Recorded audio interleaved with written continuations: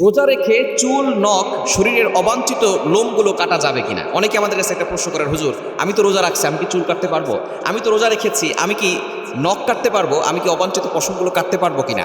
মনে রাখতে হবে রোজার সংজ্ঞাটা কি। রোজার সংজ্ঞা হচ্ছে সুবে সাদেক থেকে নিয়ে সূর্যাস্ত পর্যন্ত এই সময় আপনি আহার করা থেকে বিরত থাকবেন, পানাহার করা থেকে বিরত থাকবেন, স্ত্রী সহবাস থেকে বিরত থাকবেন। এটার নামই হচ্ছে রোজা।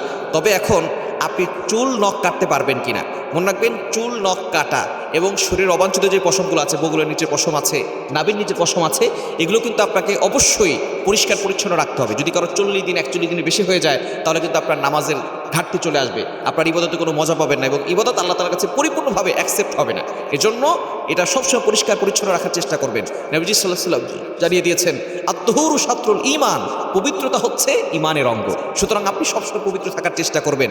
যদি কারো এরকম বড় হয়ে যায়, চুল বড় হয়ে গেছে, নখ বড় হয়ে গেছে, রোজা রেখে আপনি এটা কাটতে পারবেন, কোনো সমস্যা নাই। কারণ আপনি রোজার সংজ্ঞাই হচ্ছে যে আপনি শুবে সাদিক থেকে নিয়ে সূর্যাস্ত পর্যন্ত আহার থেকে বিরত থাকবেন, পানাহার থেকে বিরত থাকবেন, স্ত্রী সহবাস থেকে বিরত থাকবেন। এছাড়া আপনি চুল কাটতে পারবেন, নখ কাটতে পারবেন এবং শরীরের অবাঞ্ছিত যে পশমগুলো আছে এগুলো সব কাটতে পারবেন। এতে কোনো সমস্যা নাই, আপনার রোজার কোনো ক্ষতি হবে না, আপনার রোজা আরও সুন্দর হবে।